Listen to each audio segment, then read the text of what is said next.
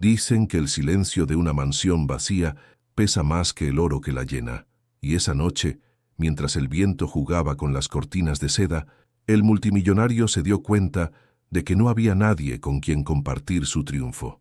Las luces se reflejaban en las paredes doradas, pero ni una sombra humana respondía a su mirada. Todo lo que había acumulado, el poder, los coches, las acciones, las promesas de eternidad, se deshacía en un silencio incómodo, como si el universo le estuviera recordando que hay cosas que el dinero no puede comprar: el propósito, el afecto, la paz. Afuera, el rumor distante de la ciudad contrastaba con su propio vacío. Dentro, cada tic del reloj sonaba como una sentencia. Has ganado el mundo, pero has perdido la vida. En la pantalla del móvil, decenas de mensajes sin alma: felicitaciones de socios, invitaciones a cenas, halagos comprados con favores, pero ninguna voz real, ninguna risa que no dependiera de su fortuna. Caminó descalzo por el suelo de mármol, helado, sintiendo cómo el eco de sus pasos llenaba los pasillos más que cualquier presencia humana. Detuvo la mirada frente a un cuadro enorme, un retrato de sí mismo, con la mirada altiva y un fondo dorado, y por un instante sintió miedo, no del cuadro, sino de lo que veía reflejado en él, un hombre que no sabía quién era sin su dinero. El aire olía a perfume caro y soledad. En el fondo de la sala, una copa de vino permanecía intacta sobre una mesa de cristal. Recordó algo, un destello breve, la voz de su madre, en un rincón del pasado, diciéndole que la riqueza no se mide por lo que se tiene, sino por lo que se da. La frase se le clavó en la mente, como si acabara de escucharla por primera vez. Se sentó frente a una ventana gigante, desde donde se veía toda la ciudad, una constelación de luces diminutas, gente moviéndose, riendo, viviendo sin él. Por primera vez en mucho tiempo, sintió envidia de los desconocidos. La mente comenzó a jugarle trucos. Imaginó su infancia, cuando su cama era un colchón gastado en una casa pequeña, donde el calor no venía del lujo, sino de las risas. Recordó el olor a pan recién hecho, las manos de su madre llenas de harina, su promesa ingenua de niño pobre: algún día, cuando tenga dinero, ayudaré a los demás. Aquella frase resonó como una deuda pendiente. Se levantó bruscamente, como si ese recuerdo lo hubiera sacudido desde lo más profundo del alma. Se dirigió al estudio. Abrió la caja fuerte con la combinación que conocía de memoria: los números de su cumpleaños. Dentro, fajos de billetes perfectamente ordenados, documentos, llaves de coches, títulos de propiedades, trofeos de una vida que había olvidado por qué comenzó. Sacó una fotografía vieja, arrugada, escondida detrás de una carpeta. Él, con no más de 8 años, abrazando a su madre frente a una tienda cerrada. Era pobre, pero la sonrisa de ambos era real, tan real que dolía. El reloj marcó las 3 de la madrugada cuando tomó la decisión. No pensó, no planeó, simplemente supo que ya no podía seguir viviendo rodeado de oro y vacío. Se levantó, tomó un abrigo sencillo y caminó hacia la puerta principal. Pero al girar el pomo, algo lo detuvo, su reflejo en el espejo de la entrada. Por primera vez en décadas no se reconoció, y esa fue la confirmación que necesitaba. Mientras el cielo comenzaba a teñirse de gris, salió de la mansión y se perdió entre las calles de la ciudad, sin destino, sin nombre, sin fortuna. Detrás de él, el lujo seguía brillando, pero ya no le pertenecía. Del otro lado de la puerta solo quedaba un hombre desnudo de poder, pero quizá por primera vez lleno de verdad. ¿Y tú? Si tuvieras que elegir entre una vida llena de riqueza y una vida con propósito, ¿cuál sería tu elección? Coloca aquí abajo en los comentarios lo que harías si te vieras frente a esa misma decisión. El amanecer lo encontró lejos de su mansión, con el rostro marcado por el frío y una calma que no sentía desde hacía años. Caminaba sin rumbo, sin guardaespaldas, sin chofer, sin destino. Las calles, todavía húmedas por la lluvia, reflejaban los primeros rayos del sol como espejos rotos, y él se detuvo frente a una panadería que recién abría. El aroma del pan caliente lo golpeó con una fuerza inesperada. Era el mismo olor de su infancia, el mismo que le recordaba que en otro tiempo la vida había sido simple. Entró sin decir palabra, y la mujer detrás del mostrador lo miró sin reconocerlo. Le ofreció una pieza de pan con una sonrisa honesta, de esas que no se compran ni se negocian. Pagó con unas monedas, las últimas que quedaban en su bolsillo, y mientras masticaba despacio, como quien saborea la memoria, pensó en cuántas veces había comido sin hambre y cuántas otras había deseado llenar el alma, no el estómago. Observó a la gente del barrio, un hombre barriendo la acera, una anciana comprando flores, dos niños corriendo detrás de una pelota vieja. Todos parecían tener algo que él había perdido: propósito. En ese instante lo entendió. No se trataba de lo que tenía, sino de lo que había dejado de sentir. El día avanzó y el exmillonario se mezcló con la multitud. Nadie lo miraba dos veces. En un banco de la plaza, un grupo de trabajadores comía su almuerzo en silencio. Uno de ellos le ofreció un pedazo de su empanada, sin pedir nada a cambio. Él dudó al principio, no por orgullo, sino por incredulidad. No recordaba la última vez que alguien le había dado algo solo por bondad. Aceptó, y mientras comía, escuchó sus conversaciones sobre sueldos bajos, hijos enfermos, sueños que no cabían en el bolsillo. Y sin embargo, entre esas palabras duras, había risas, había humanidad. Esa noche durmió en un albergue por primera vez. El colchón era delgado y el aire olía a humedad y jabón barato. Pero había algo distinto: voces, gente que hablaba, que compartía historias, que lo incluía como si siempre hubiera estado allí.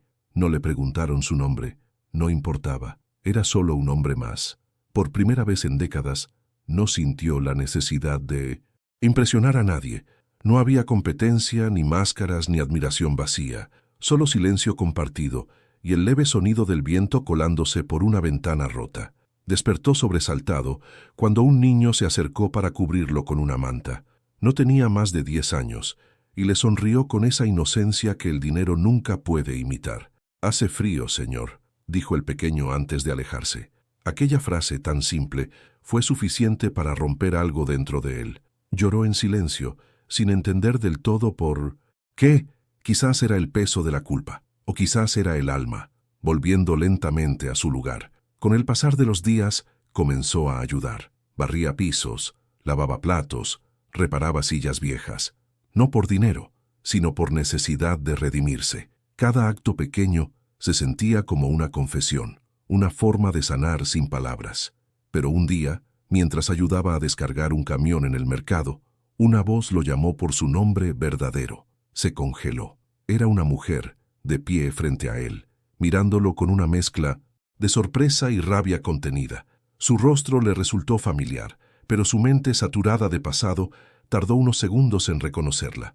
Y cuando lo hizo, el aire pareció desaparecer del lugar. Ella había trabajado para él años atrás, una mujer que él había despedido sin motivo, una entre tantas que cargaron con las consecuencias de sus decisiones egoístas.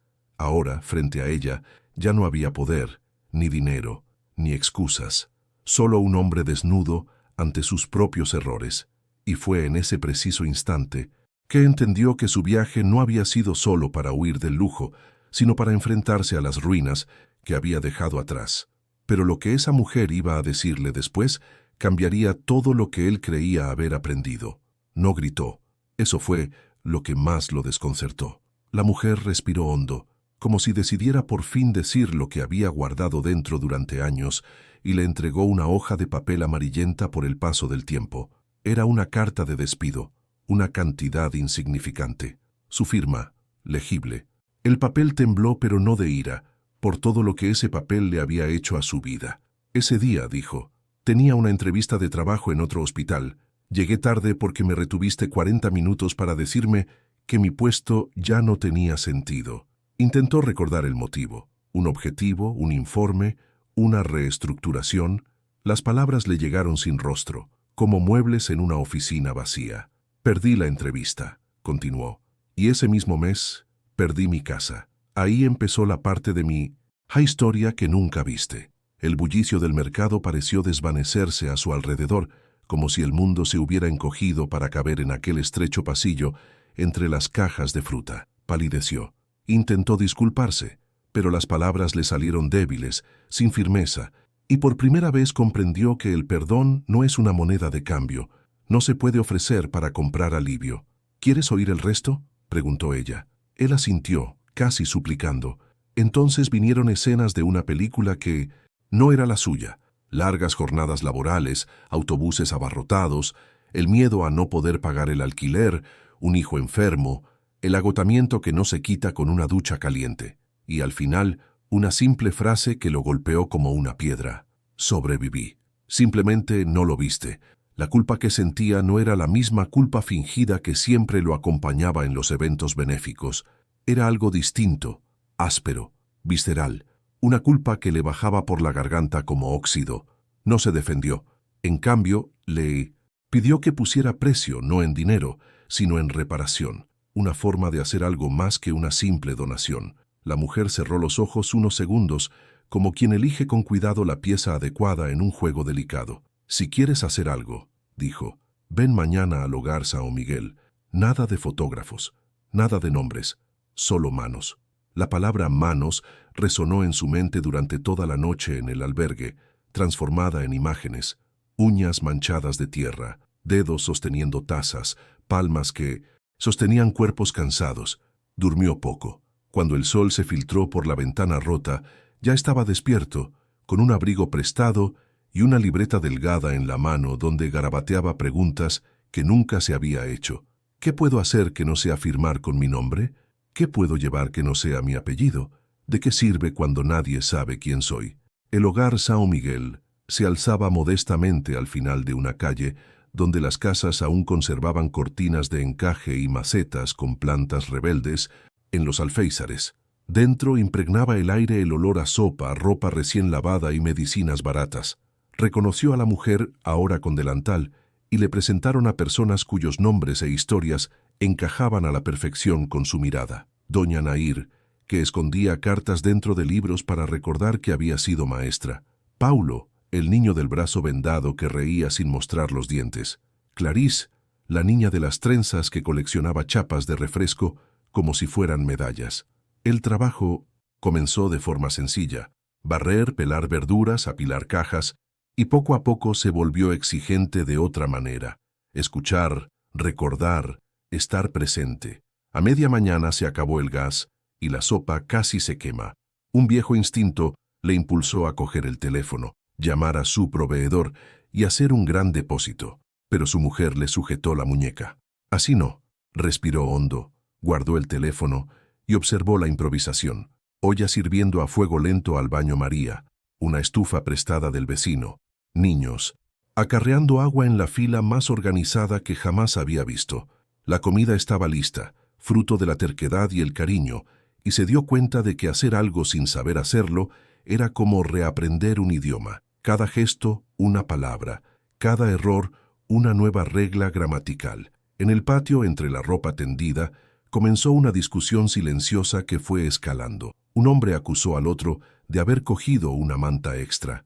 Se puso rígido, reconociendo en ello la semilla de los conflictos que, en su mundo, se estaban convirtiendo en procesos. Fue entonces cuando doña Nair, con la firmeza de quien había calmado a un aula llena de 30 estudiantes, condujo a los dos hombres a la sombra y les pidió que contaran, uno por uno, qué habían perdido esa semana. No la manta, sino lo que habían perdido. El silencio, inicialmente incómodo, dio paso a palabras que no son objetos: dignidad, sueño, foto familiar, paciencia. Al final, la manta encontró a su dueño, y el otro recibió café y compañía para combatir su insomnio. Lo observó como quien ve un truco, y comprende que no es un truco, es una muestra de humanidad. Por la tarde, llegó una caja con donaciones. Entre ropa y libros, había una carpeta con documentos antiguos. La abrió y encontró certificados, facturas vencidas, un boletín de calificaciones con notas escritas con bolígrafo azul y un sobre sin destinatario. Dentro, una fotografía, una fiesta en un salón sencillo, lámparas desnudas, un pastel pequeño. En el centro, mucho más joven, estaba él. Se quedó sin aliento. Sintió la mano pesada. En el borde de la foto, la fecha, el mismo mes y año del programa social que había patrocinado para mejorar la imagen de la empresa. Aquella foto no era de un evento oficial, sino de un baile comunitario al que había asistido durante 15 minutos, rodeado de cámaras. Recordaba los aplausos, el discurso preparado. No recordaba a nadie fuera del encuadre. ¿Quién había guardado esa foto? ¿Y por qué? Buscó desesperadamente alguna pista y, al dorso, encontró una letra inclinada. Cuando vengas sin focos, sabrás dónde encontrarnos.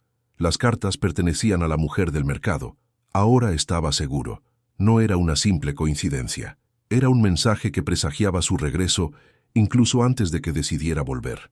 La idea de que alguien hubiera planeado un encuentro fuera de su control lo conmovió de una forma nueva. No era orgullo herido, era la posibilidad del destino en una vida que creía controlar en solitario. Al final del día, la luz se filtraba en franjas por el suelo del patio, y la mujer lo llamó para que llevara la compra a una casa cercana. Salieron a pie, con las bolsas en la mano, y él notó cómo cada esquina llevaba el nombre de alguien, una historia de pérdida que se convertía en un mapa. En la puerta de la casa, una mujer los esperaba con los ojos llorosos y una pregunta en la punta de la lengua, la misma pregunta que nadie se había atrevido a hacerle. ¿Por qué ahora? Abrió la boca, la cerró. Intentó recordar su propia historia, pero la verdad que salió fue pobre en adornos, porque descubrí que estaba vacío por dentro. La mujer asintió, satisfecha como quien confirma la respuesta a una prueba que había esperado años. Al regresar al refugio, la mujer caminó a su lado en silencio. Luego se detuvo, sacó de su bolsillo un viejo llavero con una pequeña placa de metal y se lo puso en la mano. «Lo necesitarás mañana». Él le dio la vuelta a la placa y leyó una dirección que no reconoció. «¿Qué es?» Ella respiró hondo, como si decidiera abrir por fin una puerta que había estado entreabierta demasiado tiempo. «Es donde tu historia se cruzó con la de alguien a quien nunca quisiste ver. Es donde revelaste una verdad que creías que nadie notaría. Y es donde...» Hizo una breve pausa. «Alguien sigue esperando una respuesta que solo tú puedes dar». Cerró la mano sobre el metal frío. A lo lejos, truenos. Aún no llovía, pero el cielo presagiaba una tormenta. De repente, todas las calles que había recorrido convergían en aquella dirección. No era una elección, era una llamada, y sin saberlo, cada paso dado hasta ese momento había sido un ensayo para la conversación que finalmente le exigiría lo que el dinero jamás podría comprar, el valor de defender su verdad. Porque al otro lado de esa puerta había un nombre, y ese nombre, al ser pronunciado, cambiaría el eje del mundo que creía conocer. La dirección grabada en la pequeña placa lo condujo a una parte de la ciudad que jamás imaginó visitar. Las calles eran estrechas, las paredes desconchadas, y cada ventana parecía guardar una historia olvidada por el tiempo. Allí reinaba un silencio distinto, no el silencio de la mansión, lleno de ecos y vacío, sino un silencio rebosante de vida, el silencio de quien se levanta temprano, trabaja todo el día y duerme con el alma cansada, no con el corazón vacío. Caminó hasta el número indicado, una verja de hierro azul descolorida, y por un instante pensó en regresar, pero algo en su interior, quizá lo mismo que lo había impulsado a abandonar la mansión aquella mañana, lo empujó hacia adelante. Llamó a la puerta. Una anciana abrió, y un segundo de contacto visual bastó para que sintiera el peso del pasado atravesar el presente. Ella no preguntó quién era, simplemente dijo: «Se ha tomado su tiempo». Dentro, el aire era denso, con olor a café rancio y a recuerdos celosamente guardados. Las paredes estaban decoradas con fotografías en blanco y negro, una de las cuales le llamó la atención: el retrato de un joven con uniforme de trabajo, con la misma mirada inquieta que ahora se reflejaba en él.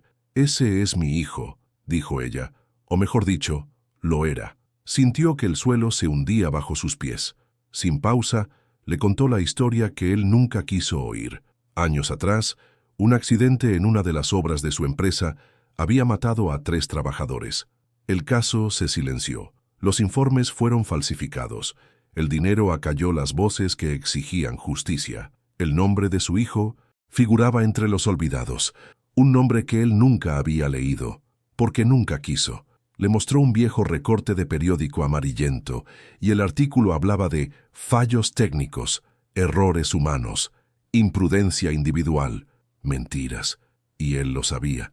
Mientras hablaba, el reloj de la habitación avanzaba como una acusación. Cada tic era un recuerdo, cada palabra una puñalada.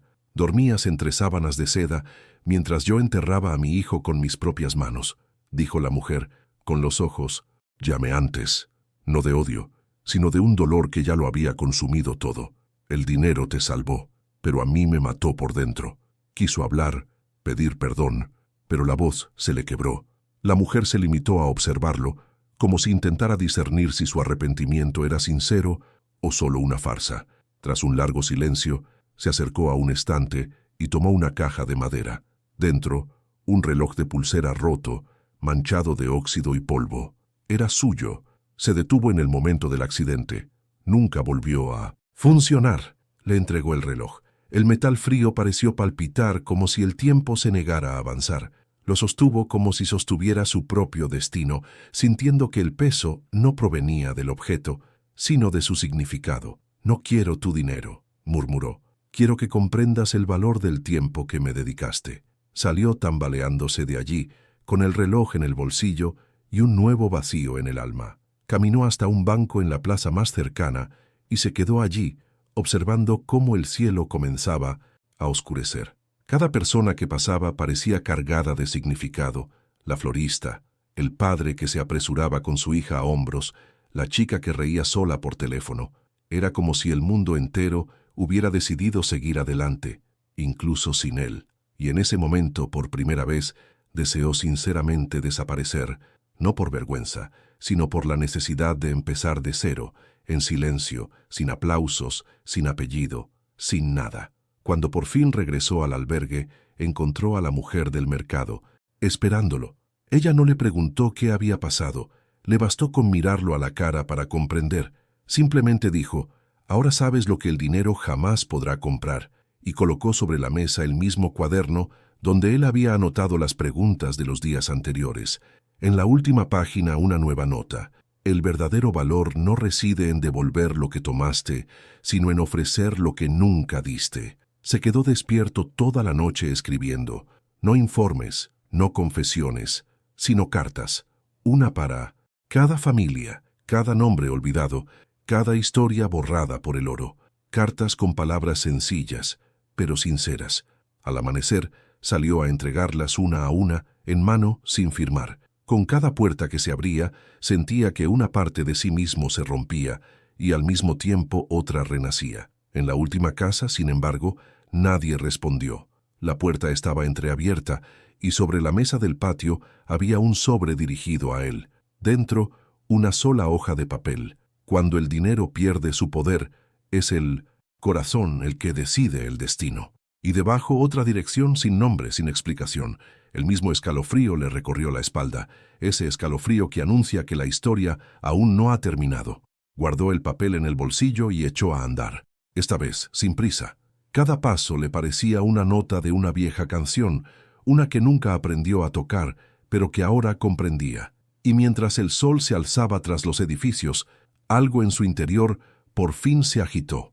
No era culpa, era el comienzo de algo que se parecía peligrosamente a la redención. La calle que conducía a su nueva dirección terminaba en un almacén silencioso, medio oculto entre edificios abandonados, con sus altos muros salpicados de viejos carteles y óxido reciente. Se detuvo ante la puerta, sintiendo de nuevo el peso del reloj en el bolsillo, como si el tiempo le tirara de la mano. Empujó con cuidado. El crujido le advirtió de que no había vuelta atrás. Dentro, el aire olía a aceite, polvo y papel húmedo. El suelo de cemento tenía huellas de botas, rastros interrumpidos y marcas de tiza. Había mesas de madera con cajas etiquetadas a mano, contratos, pagos de emergencia, accidentes, internos, confidencial. Sobre una de ellas, una carpeta solitaria, abierta como una invitación, y junto a ella, una pequeña y sencilla grabadora con una tira adhesiva escrita a mano: «Pulse reproducir». Sintió un escalofrío incluso antes del clic. La primera voz que surgió fue masculina, cansada, metálica, como si viniera de un sótano. Reunión extraordinaria. Directiva: contener el escándalo. Vidas perdidas. 3. Responsabilidad. Redirigir. Luego, otra voz, femenina, firme y sin temblor alguno, y la reconoció al instante. La voz de la empleada que lo había mirado fijamente días atrás.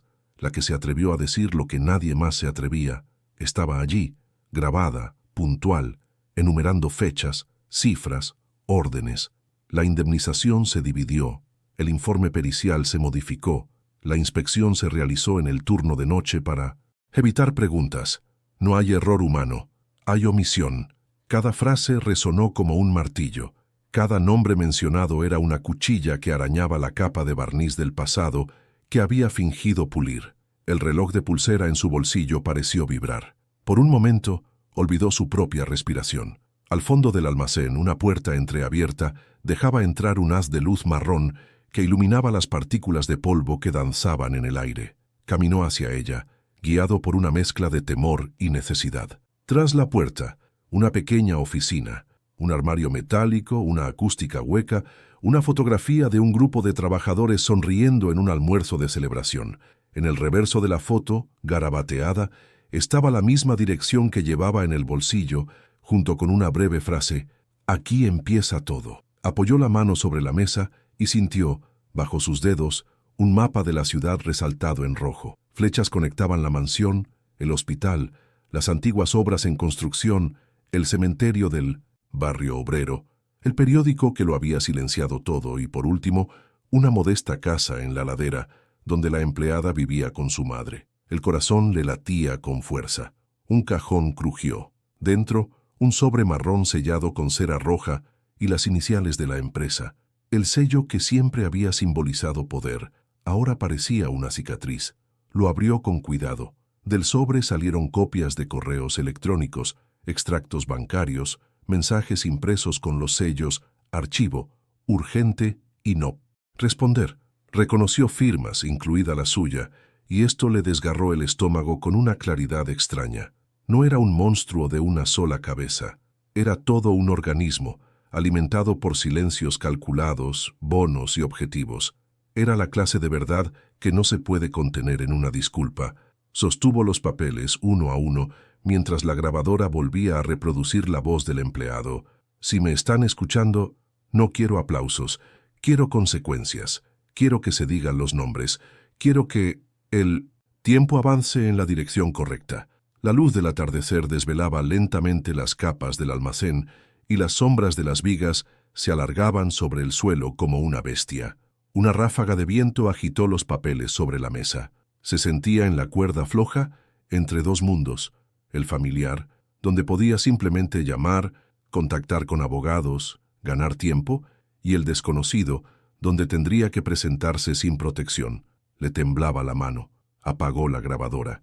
El silencio que siguió era tan denso que parecía líquido, y entonces oyó unos pasos ligeros a sus espaldas. Se giró sobresaltado. Una mujer lo observaba desde la puerta.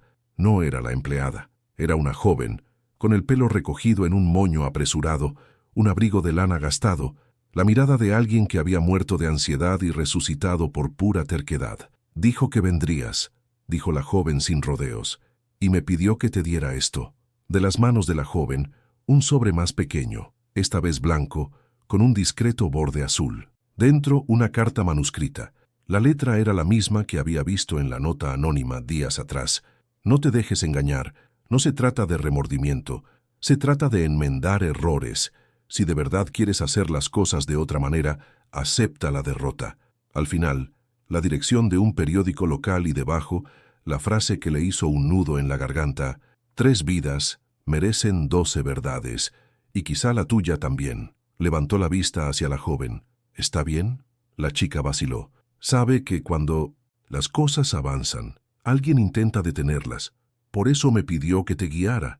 La palabra «detener» resonó en su mente como una premonición. Caminaron juntos hacia la salida. El cielo resplandecía con un intenso color naranja. En la calle, un coche negro aparcado atravesado en la acera hizo destellar sus faros un instante, el tiempo suficiente para parecer una advertencia. La joven frunció el ceño. Siempre llegan cuando presienten algún cambio. Él calculó la distancia. Sintió el viejo instinto de huir, pero no corrió. Palpó el reloj en el bolsillo, escuchó el eco de aquella voz grabada que exigía consecuencias y tomó una decisión simple e imposible: no borrar nada, no negar nada, exponer cada línea, cada dígito, cada firma, incluida la suya. El miedo no se retiró, simplemente se acomodó en su bolsillo junto con el reloj como un peso que uno acepta cargar cuando finalmente decide caminar con la espalda recta. La joven le entregó un celular barato, de esos con la pantalla rayada. Algunos números importan más que otros. En la agenda solo 3 contactos: redacción, madres, memorial. Marcó redacción y esperó. Al otro lado, una voz cálida y sencilla respondió, anunciando el nombre del periódico local de las afueras. Respiró hondo, como si se sumergiera, y pronunció cada sílaba con claridad. «Tengo documentos. Quiero hablar hoy. Me llamo...». La voz al otro lado guardó silencio un instante, sorprendida, y luego se hizo a un lado. «Pase. Puerta lateral. Traiga. A lo que tenga». Colgó y por impulso llamó a Madres. Una mujer contestó: «Soy yo». Silencio. Y entonces: «Sea puntual. Traiga pan». La sencillez de esa frase le abrió una grieta en el pecho, una llamada a algo que ya no encajaba en su vocabulario formal. Él y la joven salieron a la calle sin mirar atrás. El coche negro arrancó. El sonido grave acompañó sus pasos durante media cuadra, una presencia que no ocultaba su mensaje. Sabemos a dónde van. En la esquina, una panadería del barrio desprendía el aroma a pan recién horneado, mantequilla derretida y café fuerte. Compró 2 panes aún calientes, pagó con monedas y experimentó en carne propia la humildad que el mundo se empeña en enseñar a la fuerza. Al doblar otra esquina, el coche negro no lo siguió. No era una huida, era un cálculo. Lo entendió, y aún así continuó, porque ciertos caminos solo se aprenden recorriéndolos. En la puerta del periódico, una pared cubierta de recortes contaba historias que nunca llegaban a la televisión: inundaciones, proyectos de trabajo comunitario, funerales sin flores, campeonatos de fútbol amateur, cumpleaños de la mujer que hacía el mejor pastel de la feria.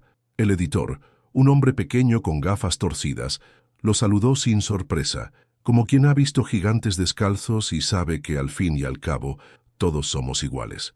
«Si quieres limpiar, primero te ensuciarás las manos», asintió. Abrió la carpeta.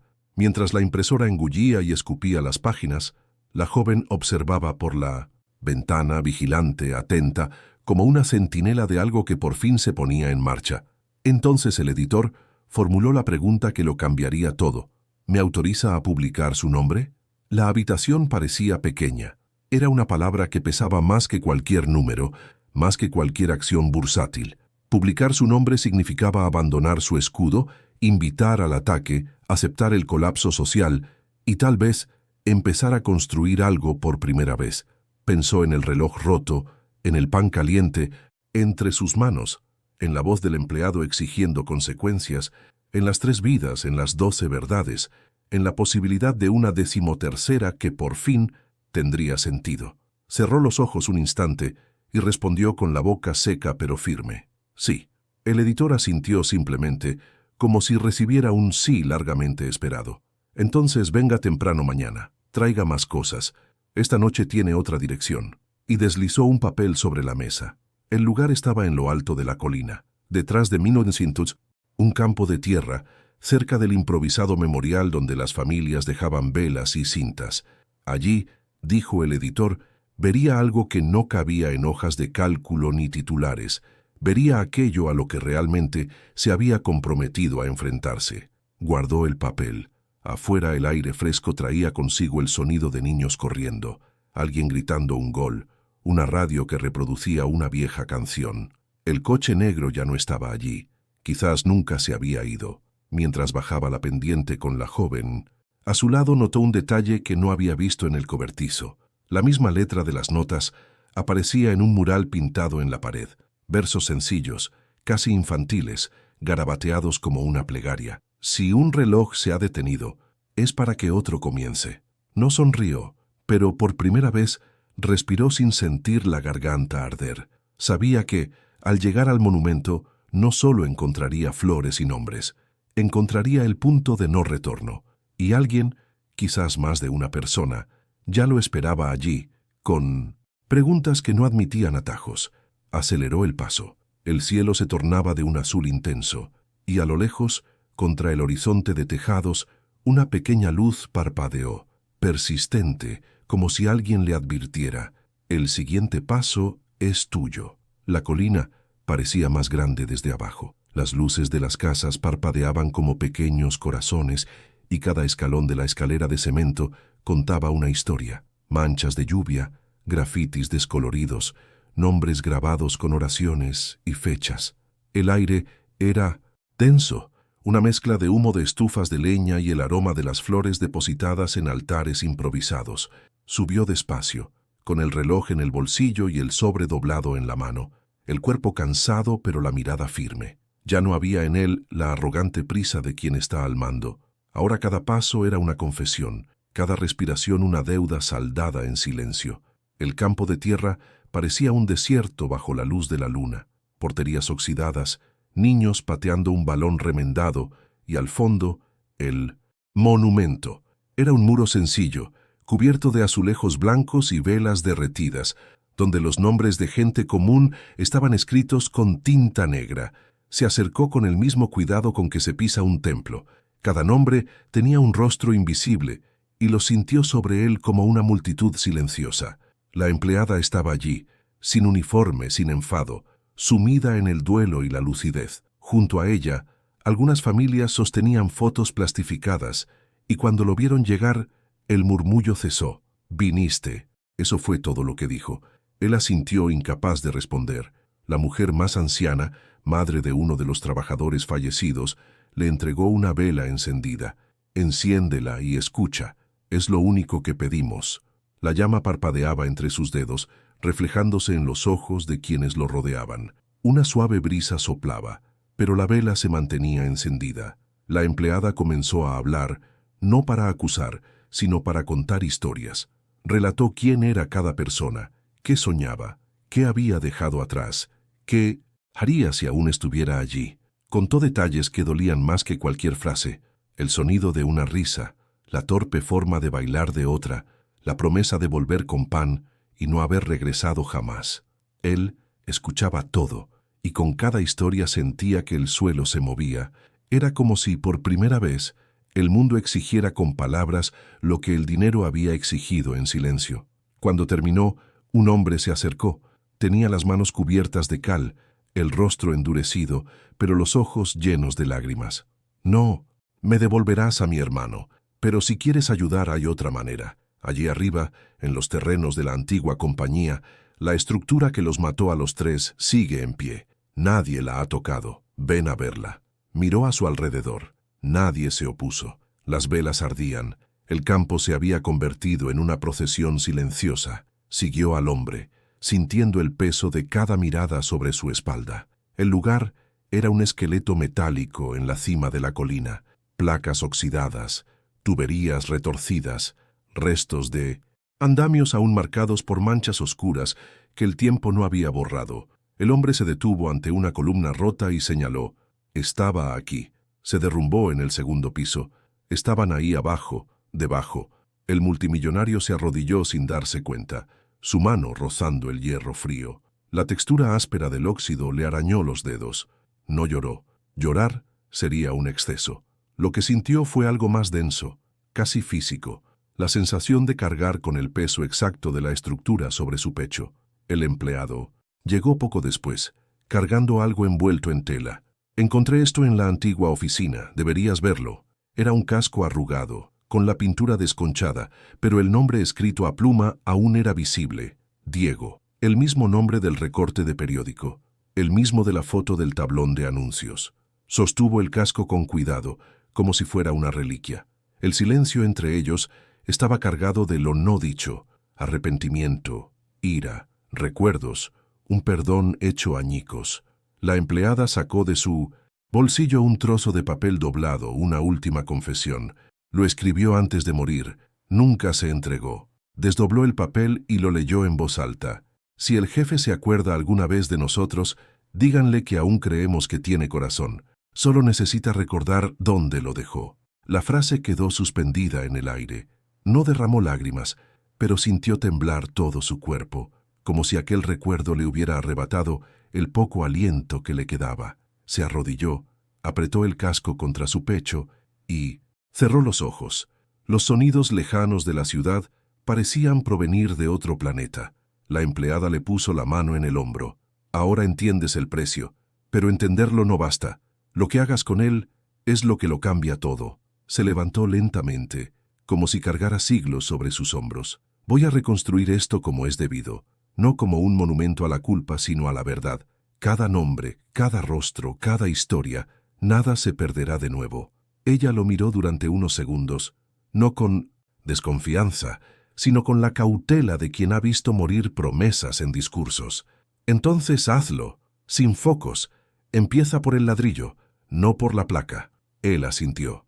El hombre de las manos cubiertas de cal lo acompañó hasta la puerta y antes de marcharse le dijo algo que resonó como un eco. Cuando el cemento se seca, el tiempo no retrocede, pero el corazón quizá sí.